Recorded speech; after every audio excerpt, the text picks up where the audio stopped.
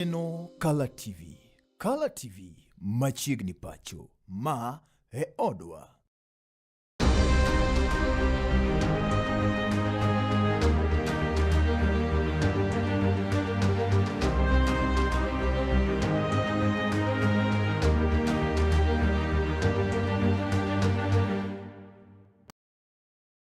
Orenya Koromo Jong kamoro moro mentio kini rihima kawone no kini roma cheng tarika dinya Koromo Jong okini rohmano mar cheng tarika palkoro dek en cheng wuktich ne roma kende dwe podwane dwe ne roma ra abirio gaganario kod prario kod auchiel ambosini good morning kamoro moro mentie oyaore kendo kwacha kosule mokinyo kini rima kawuono wacha koda weche manyien mag motimre gwenge wa pacho ka indika nyakala koda gwengwe koma oko kuma lipot koro yango jatend piny owacho migosi William Ruto koro to wacho ni piny owacho nero mano mare kendo kotoriwre koda broad based government gisetemo maginyalo mar biro neno ni giriwo wi oganda jo Kenya koni kod kocha kendo chwalo dongruoge mopogore opogore ne oganda jo Kenya duto te moko de wanga to kata ni to anyuola mane kata e tribe mane nyakoro mugajwan Ruto mebende ne wuoyo e kanisa moro gweng ma Kitui mano St Martin's kocha ne olero ni oganda duto mabende sani koro piny goloch mare kata piny owacho mare owinjore duogi gi tika nyakla mondo migiriw wigi okang minyalo chwalo go dongruoge buore ahinya to kuonde go kata gwengwe ko mabende pod dong chine weche go mag dongruok kama kaka migosi William Ruto ne twak kod jogwe kama no yore alam kishie vile nilisema pale mbeleni hakuna sehemu ya Kenya tutawacha nyuma. Nataka muelewe kabisa kwa sababu najua kuna watu wengi wanashangaa ya kwamba hata zile sehemu mimi sijapigiwa kura nyingi, mimi nimepanga mambo ya maendeleo kila sehemu ya Kenya. Ni kwa sababu neno la Mungu linatufundisha maneno ya umoja. And that is why I have made a commitment that we are going to work with everybody in the Republic of Kenya.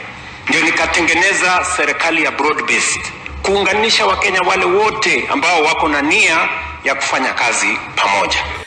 Kumachelo bende nyakor mugajwang en ogai madun bisisa mar ODM mar migosi Oburu Oginga koro wacho ni gin kaka dun bisisa mar ODM bende gin mana kod thochgi mar biro chungo jalal jakom jatend piny owacho kochopo higa mar 2027 kata kamano olero ni pod gin e twak kod dun bisisa no ero mar UDA mondo mi one kanyo no bende ginyalo biro kete weche ka thuolo obiro romo. Oburu wacho ni nitie mathoth mabende dun bura no ero kata piny owacho ni mar Kenya Kwanza osetimo ne oganda omiyo kibro mana dhi nyime kod sire lwedo to ka kinde ochopo gibiro siemo ne oganda jo kanyo kanyo ne ero mowinjore gi luw. We already know that ODM this time around we are not fielding a candidate. So we are going to support William Samoei Ruto for the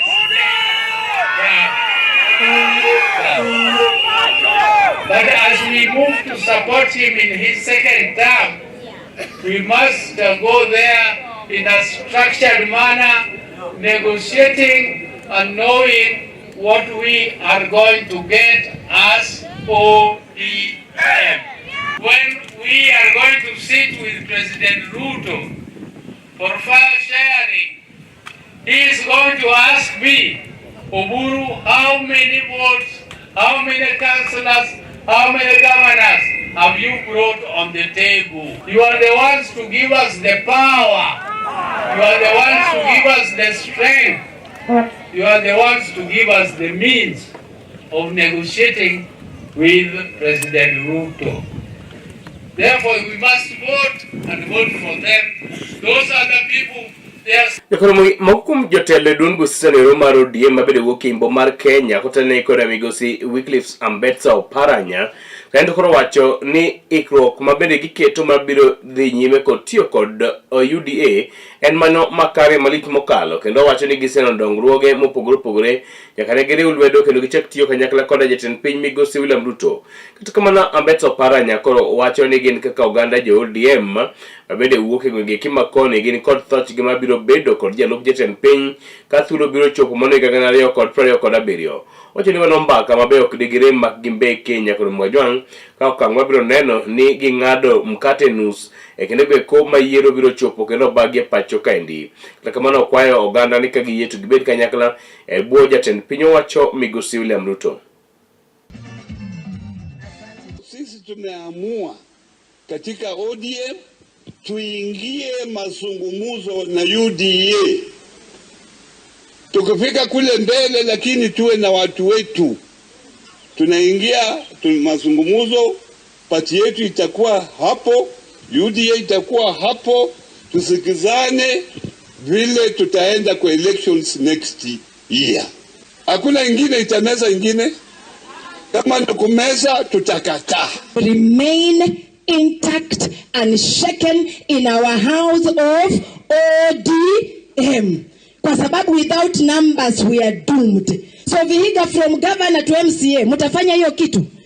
Tutapata MCAs, MPs, senators, all the way paka kwa governor. Because we are going to work as a family that has been wounded and wounded so deeply. Kumachelo bende mokum jatele pacho kaendi koro golo kwayo ne kanisni pacho kaendi ni kagiyie to gigimi thuolo mokum jotelo go kuma bende osebedo ka pilo weche go kuma manyalo mana kelo gengruok mag lwenye pacho kaendi kane gitwak koda jogo kuma bende noyore kanisa moro mar Catholic gwenge kuma Homa Bay kocha jagoro tenwiga mochung'ne weche mag arita pacho kaendi Migosi Raymond Omollo koro golo kwayo maket kod maendi kowacho ni kaber to kanisa owinjore chungi malich mokalo jogo kuma bende gimiyo thuolo mar twak kod kata wuoyo e nyim altar nyakoro Mwajwang. Omollo koro wacho ni en gima rach ni moko kuom jotelo osebedo ka pilo weche go kuma dicho kendo manyalo nyubo tulo e kind oganda anyete kinde gik ma bende koro piny Kenya ochomo yiero meg 2027. Bende telo ni gin kaka sirikal ok gibiling thi e kinde go kuma bende josiasa moko pilo weche go ma bende nyalo kelo tulo e pacho kaendi. As a clergy, and I want to humbly appeal to all of you that let not desecrate the platform in our churches to allow leaders who preach division, who preach hatred, and also help us in calling out lies, calling out some of these bad ills, because if we do not do that, we will lose our country. We must nurture a country where someone who is born in Homa Bay has the same chance to succeed in life as someone who is born in Mombasa County. Same as that one who is born in Garissa. Same as that one who is born in Nairobi. Yagoromogi oke county ne Homa Bay wagongwe nyaki county no Siaya sub county ne Rarieda kama report koro yango ni jaod bura Rarieda Migosi Paul Otiende Amollo kanyakla koda NGCDF ne Roma kono gikoni koro dhi nyime mar nyiso oganda jo Kenya kata jo kar chung'o bura Rarieda kono moko dongruoge ma bende gise dhi nyime kod chwalo kendo yawo dongruoge ma opogore opogore. Otiende Amollo koro wacho ni ok obiling thie kidego eko ma jomoko koro sunde kotende koda tije go eko ma bende osebedo ko chwalo ne oganda jo Kenya gwenge kuma kono ka bende ne olero ni obodhi nyime tiyo ne joge ma jorado gweko kendo biro neno ni okedo mondo mi odoge kom koromo 2027. Jaod bura mar Rarieda Migosi Paul Otiende Amollo gikone koro no dhi nyime kod dhialo kendo chwalo chenro mag dongruoge ma opogore opogore mago mag gedo mag skunde gedo mag apaya kin mamoko mathoth e kar chung'o buche no ero mar Rarieda. Mana kaka ileronwa koda manager sub county nero mar Rarieda mano Migosi George Atwenga mabende lero kaka jaod bura nero achiel koda PC nero ma CDF osebedo ka tiyo kod omenda gweko mag japiny. Tuju nwamiyo laboratory mar $1 million maoni gimeni mheshimiwa commission soon. Tuju secondary kende bursaries mosayudo en 2.6 million. In total Tuju secondary waseketo $8,411,111.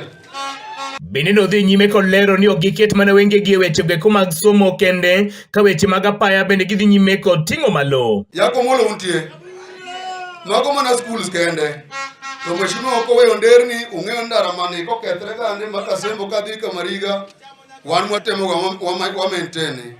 Nitie ndara mawuok manywanda dhi Kamariga en ga mar county yande kan joraj mheshimiwa no yudo special funds moko yando losi chien kacha Korka gore jaod buranero marayeda migosi Paul Otiende Amollo ne odhialo malich mokalo mosenindo migosi Raila Odinga kuom ne kao kinde margi kendo ne dhi go arambe ne joma Kasembo goeko kaka okang' mar neno ni weche mag somo ne odhi nyime. Momiyo ma Kasembo ka Kagwa ka ema na Raila oyie goyo arambe to Raila ok nega goyo arambe.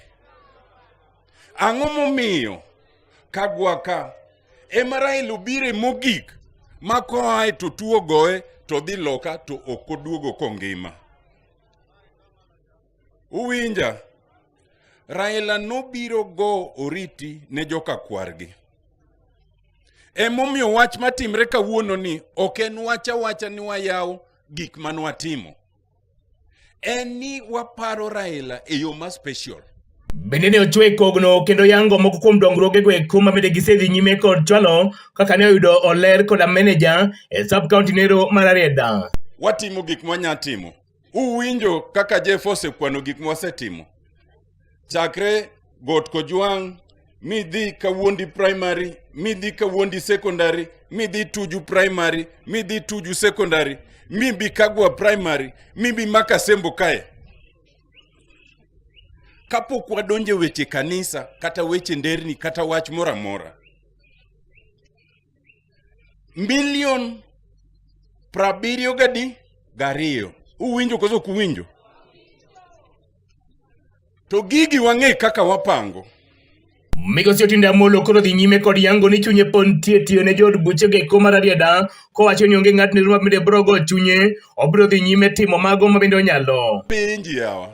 In kori biri chung kae, iwacho ni nisechulo ne nyathi achiel school fees mar 10,000. Seche miwacho kamano no. To sama wadhi ng'iyo dormitory no, tabu maduong' mantiere en wach mar pi.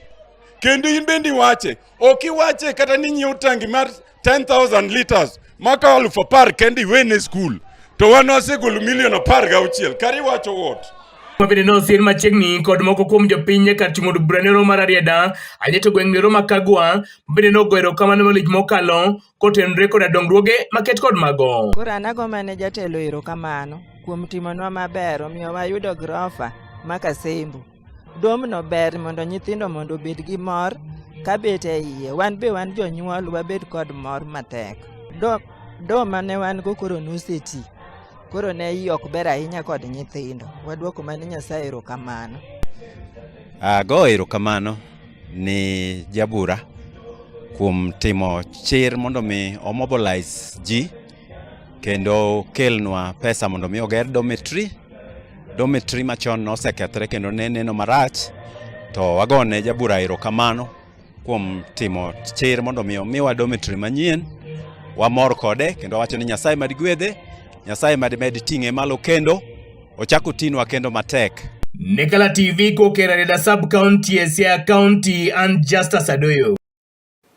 Nikolo mogi kopogore koda weche goeko mabende otimre e sub-county mar Arieda Siaya County wagong' weche nyaka county ma Kisumu kama lipot koro yango ni jaod bura ma Kisumu County Mikael Ruth Adhiambo Odinga gikone koro dhi nyime kod go dhoge piny ka osemo lich mokalo apparatus goeko kod jotelo goeko mochung' ne weche goeko mag arita e Kisumu County mabende koro wacho ni ose mana bedo kambe kotole kendo giki ma weche mag njore dhi nyime kod idho malo e county niri maduong' ma Kisumu. Ruth Odinga owacho ni kata katek to broka otich kamare kaka en owuon biro miyo nyal neno ni weche giki mag arita gin mago mabedo jiwe county niri ma Kisumu. Ne oywago nek mabende dhi nyime katimore county niri ma Kisumu kama inega ji aoyaye kata kowacho ni weche goeko mag teyni goeko marito weche mag arita gin mago mabende sani koro ok tie county niri ma Kisumu. Golo kwayo ne jotelo ni ka giyie to giwuogo kogiriwo lwetgi mondo ginyal neno ni teno okang' mane minyalo tiko go weche goeko mago mag njore county ma Kisumu. Bende kano tiko twak mare nyakon Mogajwang', Ruth Odinga koro lero ni en owuon en makoro romo biro bedo gavana e county niri ma Kisumu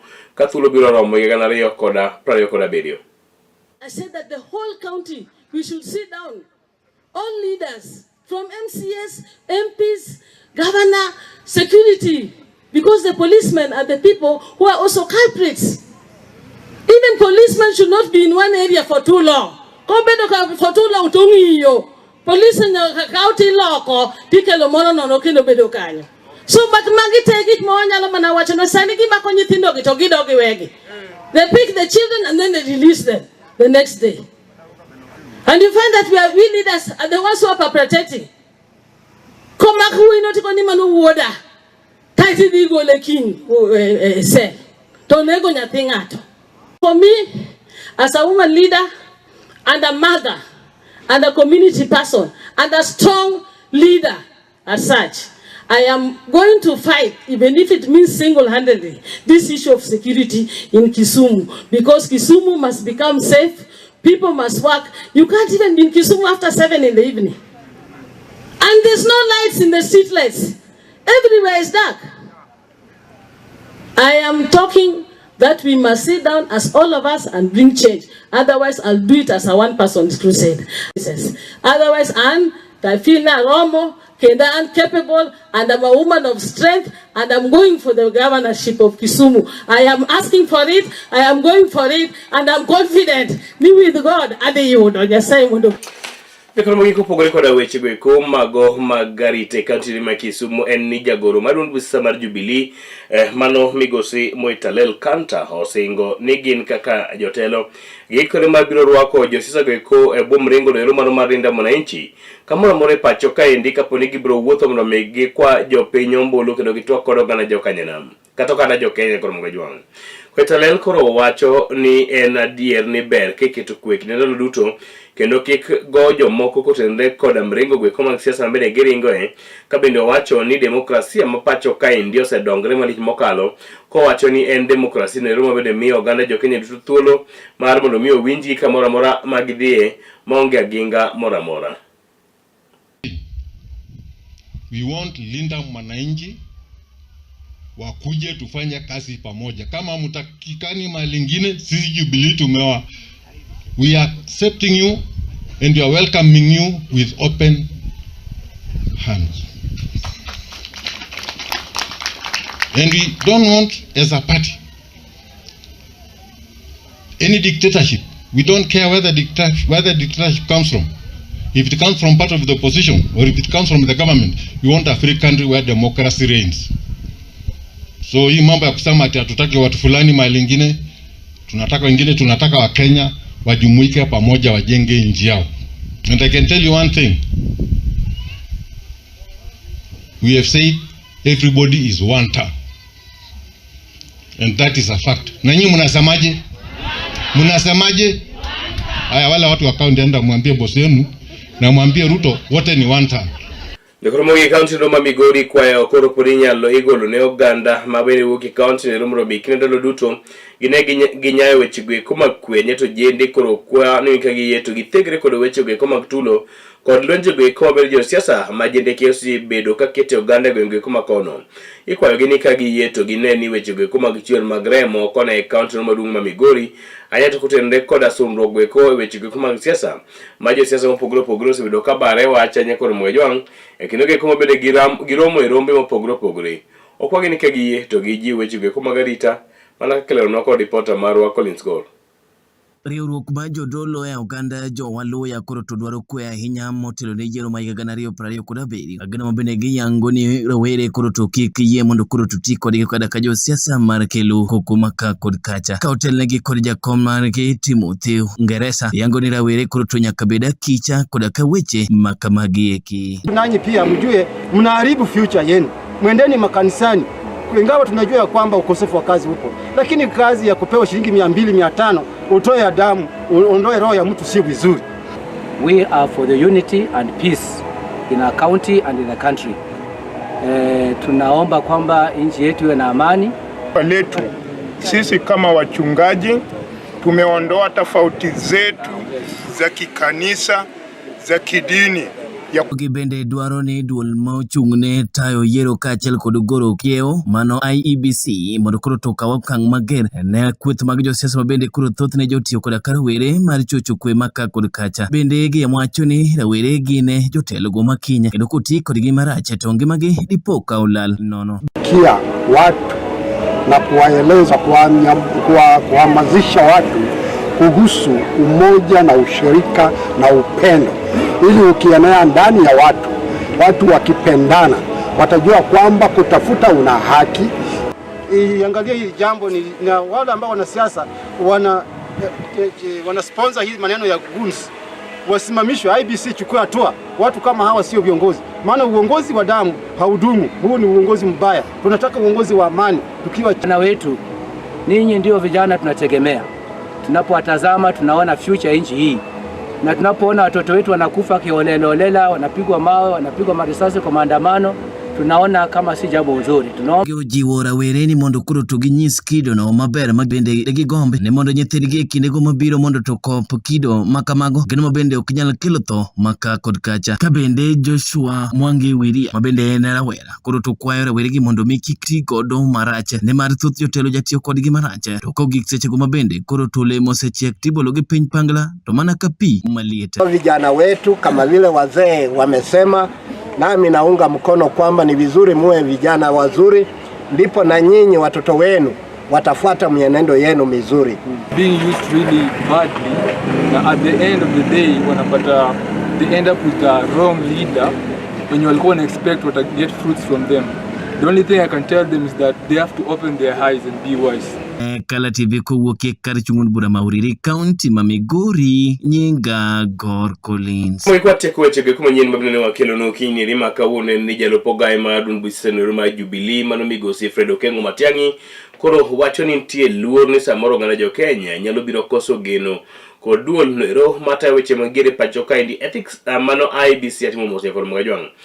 Matiang'i kono neno ni IBC osebedo ko yiengre kanya kona chiel anyato kotene kod duol buche mopogore kod piny owacho bende sani koro tiyo masani kotende kod yiero go eko mega gana riyo kod pre kod abiriyo. Migosi Matiang'i koro kwayo jatend IBC mano Erastus Ethekon niko ye to nyal keto lwasi geko maber kendo lo chike geko mag yiero mabiro neno ni oganda jo Kenya bedo kod yie kendo kod geno anyato ni gibiro tayo yiero go eko mega gana riyo kod pre kod abiriyo mantie thuolo kendo mabende oganda jo Kenya nyalo biro neno ni geno nitie nyalo biro miyo gi jotelo go eko mabende gidwaro. Kata kamano nyiso luoro ni kapo ni weche odhi kaka dini nyaka gana riyo kod pre kod abiriyo to samoro oganda jo Kenya ok nyalo biro jotelo go eko mabende gin giwegi gisego kogno. I would like the chairman of IEBC and his commissioners, and I know some of them. I've known them from their workplaces. I can Professor Adwal and so on. I worked with them when I was VC. I know some of them. I can't say they are dumb people. They are smart people. But I want them to go sit in the room and ask themselves this question. On a scale of 1 to 10, 10 being highest possible confidence and 1 being the least confidence, where do they rank in Kenya? In my view, they are falling below 5 in terms of confidence. The IBC is watching blatantly when the government is engaged in historic bribery and vote by history. It has never happened in Kenya. What we are seeing in Olkarau is sometimes you wonder whether it is a government that is desperate. I don't know why this government is so desperate to win that seat. They are so desperate that they are doing incredible things. I mean, all of you guys have seen them. Mattresses, cars, cookers, what have you, boats. You have seen all those things happening. I want the chairman of IBC today to remember Mr. Samuel Kivuitu and how this country got into trouble after the 2007 general elections. Because the chairman of the Electoral Commission then said that even he did not know who actually won the election. Now, I don't know what language to use to express this. And what they are doing, the level of confidence in them is declining. I want to say this boldly. The level of confidence in the IEBC is going below average. They're watching those things happening. And then the chairman comes to a press conference and speaks sheepishly, as though he doesn't have powers to do. So, anangojea firimbi ya nani to act. He's waiting for who? Sasa kazi yake ni kupata orders from the executive branch of government. Have you seen that level of abuse of the law? And it's as if actually the commission is insubordinate to the office of the president and to the executive branch of government. Now the chairman of IBC has insubordinated himself to the president and to the government, when in actual fact he's the one who's going to moderate the electoral process through which the president has to renew his mandate or lose it. So what confidence can Kenyans have that we are going to have a free and fair election with that kind of IBC? they are walking Kenya to a crisis themselves, broad daylight. They're walking the country to a crisis.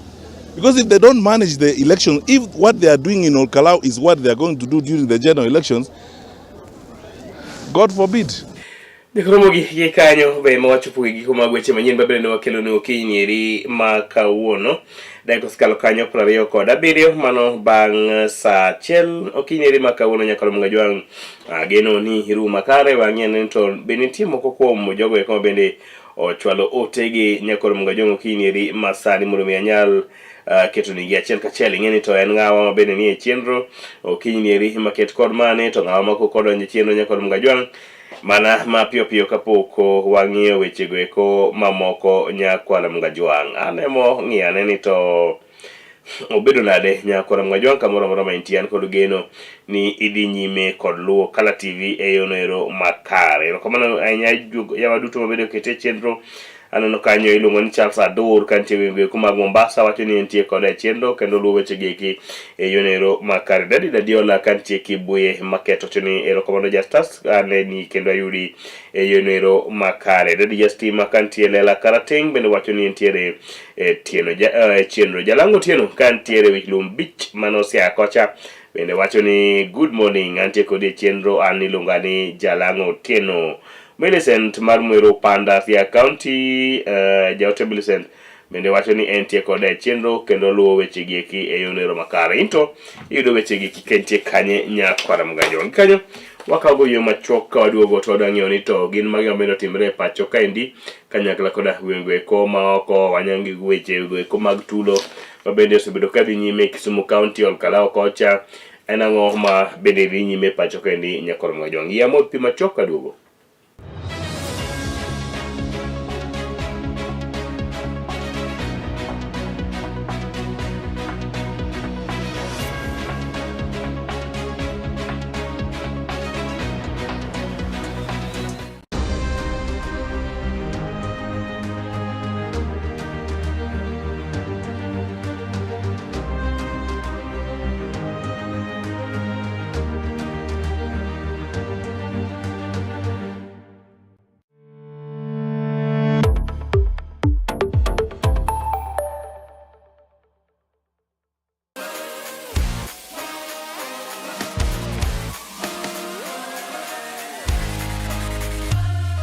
Komuch to wan kore duoko mag tuke mopogore opogore jotugo motimogi kuonde magitimogie to gin tuke magi mabiro mana emomiyo wan ka e chenro mar chal pewe tudri kodwa wuok tich nyaka tich abich saa 11 mar midhiambo nyaka saa 12 mar midhiambo kama wanyisi motimore e pewe duto mana e Kala TV.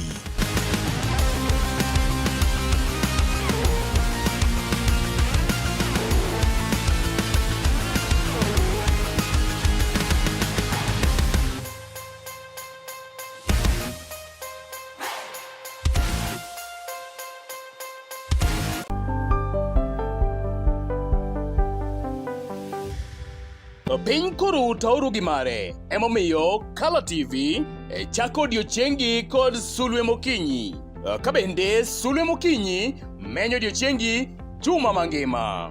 Kawachako kod weche manyien matuche kendo miyo ing'eyo gik matimore e tung piny koni kod kocha. Kabende warango kaka odiochiengi biro bedo e futo mar yamo e kor lwasi, nondo mar oboke, chal mar apeyni e kin mamoko mathoth. Bang'e to iyudo twak manimba kod jolony ma opogore opogore kanyakla kod kithor mar wechego eko ma opogore opogore. Wechego mag siasa, twak e weche ngima, somo, ohala e kind mamoko.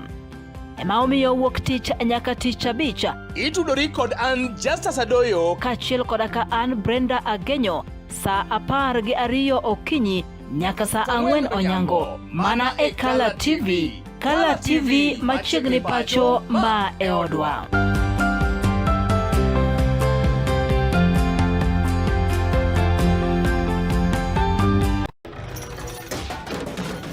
Tok bedo kod odiochieng' marabora e sikunde ka iduogo pacho, yud thuolo mar kweyo pachi kendo bedo gi mor e chenro mar Bang School. Chenro mar Bang School chakore saa 10:30 mamidhiambo nyaka saa 11 mamidhiambo. Kama inene katun mamori, ipuonjori weche mathoth, ibedo kod mor gi nyiero motimo Cathedral. Kik bai, bang' school, chenro manigi mor lilo ne nyithindo duto. Kala TV, machiegni pacho ma e odwa.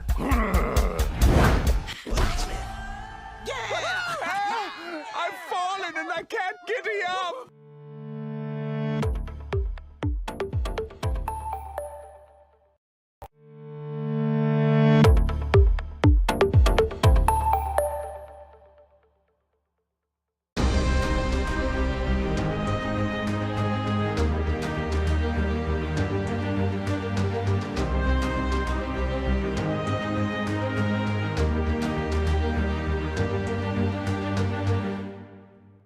Machikini kendo nya kwara mga juang kawuono chal kima wechuge kumagulu magobo ke budho matin katika mano kapo kwa ngwangi gi ka gibiro mbele kanyo ene odone mondo mwangi makogo mwechege ko mabedo de osebedo kadi nyime katimre pacho ka indi kanyakla koda gwenge gwe kuma okonya kwara mga juang nyato wechuge kuma giliet mag siasa mabedo osebedo kogota nyakoro mga juang pacho ka indi nyakoro mga juang oken gima ber kaka wechuge kuma mag siasa osebedo kadhiro de malich mokale pacho ka indi kinde kata kinda jogo eko mbele luongore ni Linda Mwananchi kanyakla koda giwacho ni piny owacho osebedo kadhiro gi malich mokalo ok gimor nyakoro mga juang ng'ine no dichieng'ero mokalo nyoro kod nyoro kod nyocha kaka halwenyo osebedo kadhi nyime mago mag siasa nyakoro mga juang ng'ol kala okocha lwenje go eko osebedo kadhi nyime kende eko mabende jogo eko mabende pingo piny owacho ywak malich mokalo ni piny owacho mapacho ka endi ok dwa mondo omigi thuolo go eko mag go siasa go eko makare kosebed ka idhiro gi kende go gi malich mokalo kod tendo bila pot achiel kachiel ne oyangi kaunti ni Rima Kisumu nyakoro mga juang odiochieng' manyoro kende go eko ma bende migosi James Bob Agiro Rengo gavana e kaunti ma Siaya kanyakla koda senator ma Nairobi migosi Edwin Sifuna ne oyoro kanisa no mano amano mar Anglikana Milimani Kisumu kinde go ma kweth mag jonjore bora ne ochopo e kanisa kanyo mondo mine gin kod dwaro mar ne golo oko jotelo go kata kamano ne narita kwe no temo manyalo mondo mine ok jogo eko bende ne ochopo mondo mine onjaw weche go eko mag tulo nyakoro mga juang kata kamano ripot yango ni moko kuom oganda koro no wito ngimagi lweny maket kod mano bende notidore onyangorero manyoro en karang'o mano ne jaluo koting'o asere lwete nyakoro mga juang kalawo jowetegi wabro dhi nyime kama nyaka karang'o kinde go eko mabukoro piny owacho to ling'aling'a ok dwa time gimoro mondo mi oneni weche go eko mag njore weche go eko mag nek gin mago mabende otieki pacho kae ni siasa mar remo nyakoro mga juang en siasa marach siasa mbaya maisha mbaya mboi no wacho koro wapenja gi muolo piny owacho tendo bila jotelo mopogore opogore remb joluo bro chwer nyaka karang'o remb joluo ibro puko oko nyaka karang'o nyithi joluo ibro tigo nyaka karang'o nyakoro mga juang en gima lit kwaneno ka oganda dhao e liare mar kanisa kalu maler kamileme nyakoro mga juang kendo lawruok kendo apiko e wang' mok tin ne aboro kendo mwandu iketho nyakoro mga juang kinde go eko obila to leng'aleng'a tendo obila ma Kisumu wadwa ni uwuog oko utim nonro unyiswa ni to gin jomage mabende nomonjo kanisa tendo obila ma Kisumu woguru oko mondo mi unyiswa ni to ang'o musetimo biro neno ni weche go eko mago mag tulo mag siasa liet mag siasa odwok piny e kaunti ma Kisumu tendo obila ma Kisumu un moywaknu tend kaunti ma Kisumu odwani mondo uwuog oko utie tuch achiel mabiro neno ni weche go eko mag arita kwe gin mago mabende ojiw kendo ting' malo winjo ka jaod bura ma Kisumu County mano Mikael Ruth Adhiambo Odinga bende nowuok oko ka ywak malich mokalo ni nek osebedo ma itimo maoya ahinya koro mga juang e pacho ka endi ahinya to kaunti ma Kisumu ka bende koro wacho ni kaber to weche mag nek gi eki gin mago ma koro jotelo riwigi kendo ne ni ok odhi nyime pacho ka endi. Ruth Odinga wacho ni en obro chung' kaka entie noero mondo mi one ni okedo kendo tieko weche gi mago mag arita marach oganda talo kod jale bo ma Kisumu kaendi jodimbo ntiere nyakora Mgajwang moko bende koro luongre Not Nice Kisumu kaendi sani koro awinjo ni koro mosa achiel to nyaka koro imanri kendo idog pacho chon nyakora Mgajwang. To ere kaka wabro gero uchumi kama e boma ma bende waluongo ni city mae kaka wadwani watak Kisumu waluongo jotendwa duto wauguru oko wabiro waneni weche gi mag arita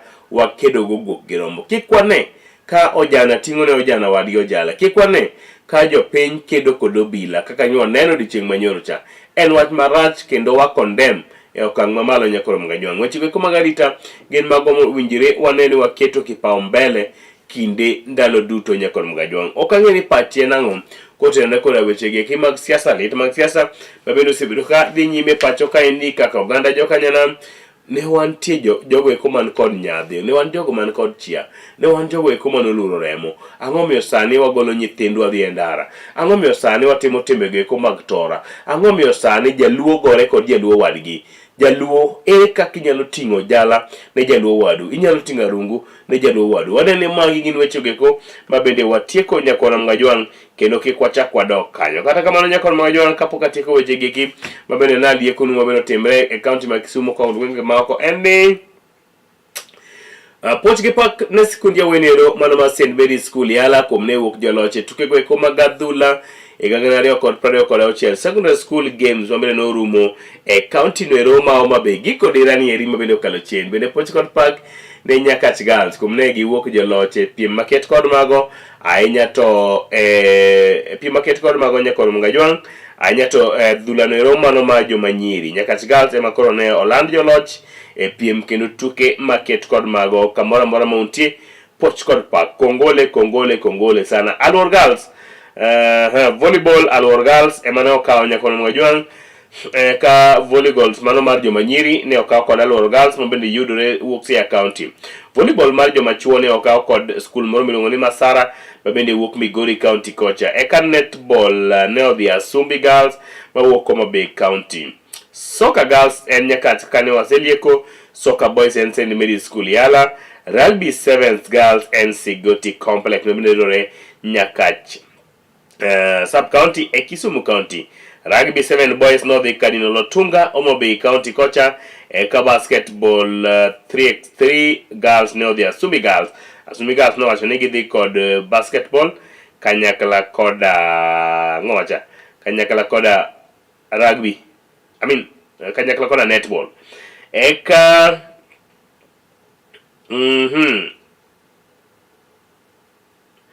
Agoro Sare mabende wuok Homa Bay County kucha no dhi koda basketball 3x3. Pochkod Park ne skunde gi Agoro Sare Pochkod Park kuom ne yudo loch maket kod maendi e Cardinal Otunga Pochkod Park, Asumbi Girls Pochkod Park, St. Mary's School yala umiyo wi watin Pochkod Park mangane giserodho Kisumu Boys gola achiel kuom nono. Kata kamano Pochkod Park ne City Boys ni bende nubedo chuo kendo notimo munyalo. Pochkod Park ne skundi yawuoyi ma Maseno mabende nowuok from nowhere to ringo kod adhula mochopo nyaka e regional kendo ne giwuok namba 4 nyakoro Mgajwang.